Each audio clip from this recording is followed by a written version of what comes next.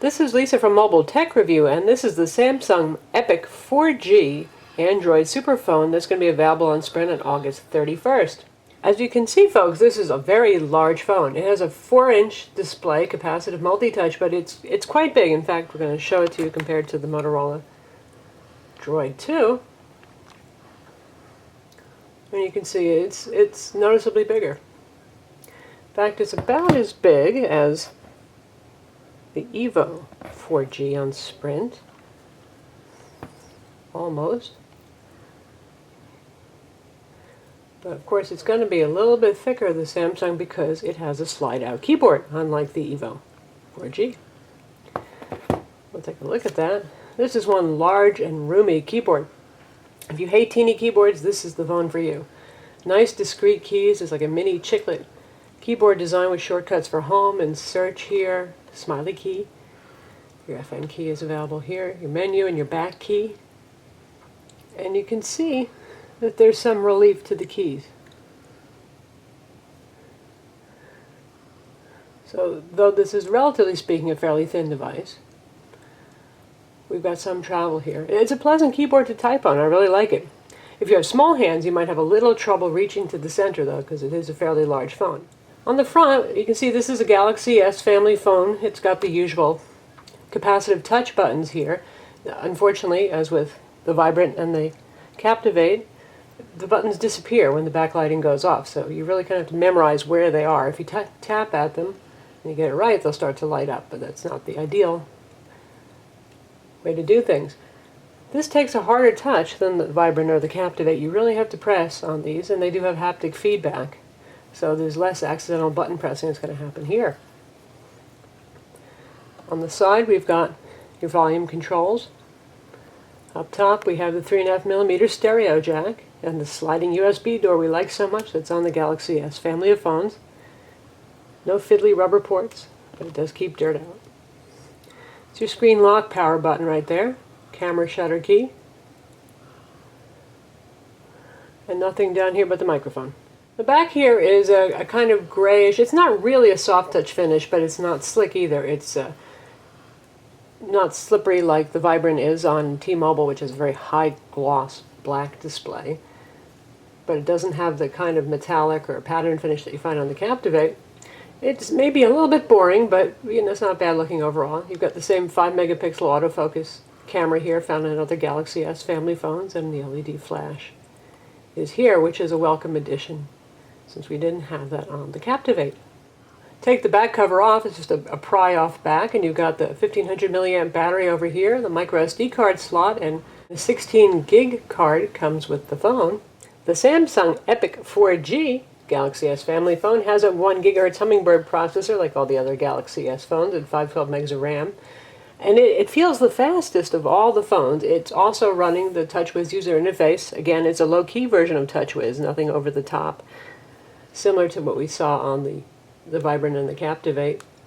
You've got multiple screens here with a bunch of widgets, things for messaging and quick dialing. And you've got the dots up here that indicate where you are in the extended home screen view. This runs Android 2.1, so you get all the latest and greatest features almost. A few Froyo things not here, but that update should come. You've got a social networking widget right here. And you've got the little quick launcher here for phone contacts, messaging, and applications. So this says the Samsung look, where they put a little box behind the icon. And it does the sideways scrolling. As you add applications, you'll add more screens, and again, there's an indicator up here to tell you, and it does in alphabetical order. So I still like it better than the infinite scrolling that you have on Android phones going up and down to get to all the apps. This is loaded with all the usual Sprint value-added applications you'd expect to see on a high-end Sprint smartphone. We've got Sprint Zone, Sprint TV, Sprint Football, Sprint Hotspot feature if you want to pay extra and use this as a wireless modem for your laptop computer on the go. Sprint Navigation here, which we'll take a look at in a minute. And the rest of the standard Android applications are here as well. Amazon MP3, the excellent WebKit-based web browser, gallery application, Google Maps, YouTube Player, all that good stuff. Of course, Gmail is here as well. Let's check out Sprint TV. and see how that performs. Now the Epic 4G obviously has 4G WiMAX service as well as Sprint's EVDO Rev-A network support. And we do usually have WiMAX here, but today seems to be a not very good WiMAX day, so we're going to be running this on Sprint's 3G network.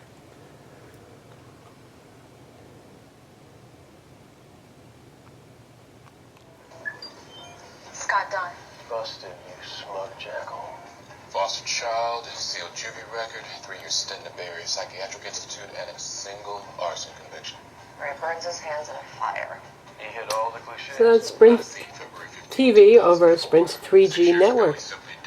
I want every bit of research. So as you can hear, the Samsung has a very good speaker. It's quite loud and very clear. It's certainly great for annoying your friends when you're watching TV, and you'll definitely be able to hear this in car for navigation unless you drive something really sporty like a Ferrari or a convertible.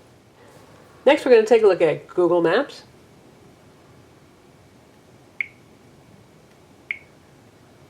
This is full Google Maps. It has spoken turn-by-turn directions. They might not be up there with Sprint navigation powered by Telenav for intelligent directions, but they're adequate.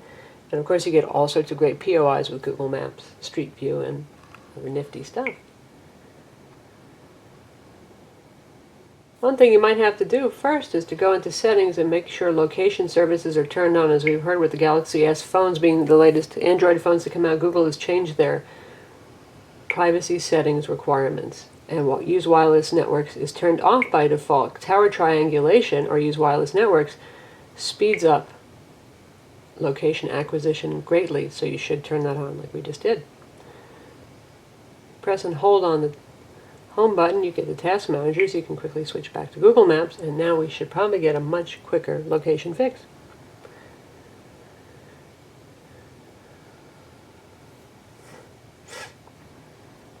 And that is in the ballpark of where we are already. And this is the first time the GPS has been used since this has been taken out of the box. So you can see map scrolling is quick. We have an accelerometer here. This also has a proximity sensor, haptic vibration feedback, and auditory feedback. You can pinch zoom.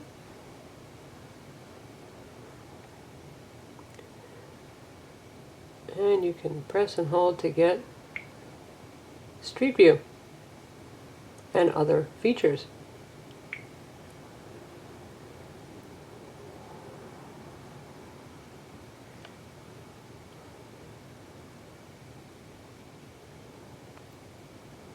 Very quick and responsive. This really is a fast phone. I have to say, despite the specs being identical to the other Galaxy S phones on AT&T and T-Mobile, this one is running the fastest of all. Alright, next we're going to take a look at the WebKit web browser.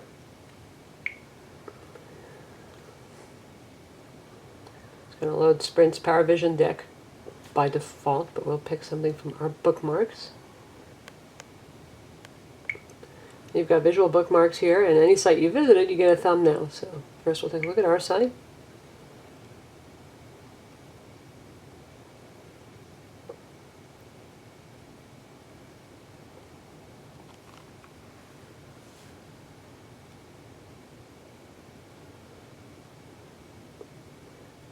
There it is, loaded.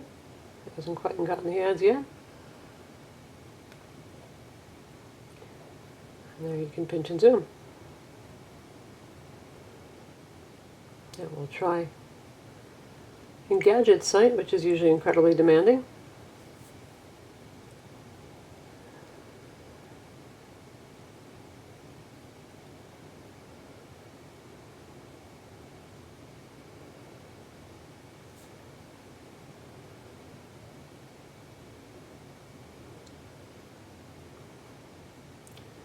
And there is Engadget's site in a couple of megs of glory right there.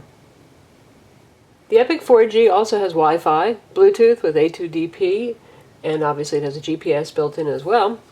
And if you want to see a couple of the basic things, we'll see what the phone dialer looks like right here. It's huge and finger-friendly. You have access to your call log here. Favorites, which you can assign in Google, and it's pretty neat that once it syncs with Google's cloud services, any phone you use and you sync to Google, it's going to remember what your favorites are. And you've got your quick access to contacts over here. And you can see this is a contacts view. And if you want to add somebody to favorites, Just tap on the star. Comes with social networking as well. You've got Facebook here. Of course, you can download social networking apps to your heart's content. There are many third-party ones and first-party ones from Twitter and Facebook and the like. We've got Facebook preloaded on here as well. Other goodies include Google Voice Search, voice dialing, Think for Your Office for viewing MS Office documents. We've got Quick Video Share here also, pretty cool. Sprint's NASCAR, a basic file browser, of course the music player, and YouTube. That's the Samsung Epic 4G on Sprint. It will be available for $249 with a 2-year contract. It's about $50 more than the non-keyboarded versions of the Galaxy S phones. And I'm Lisa from Mobile Tech Review. Visit our website to read the full review.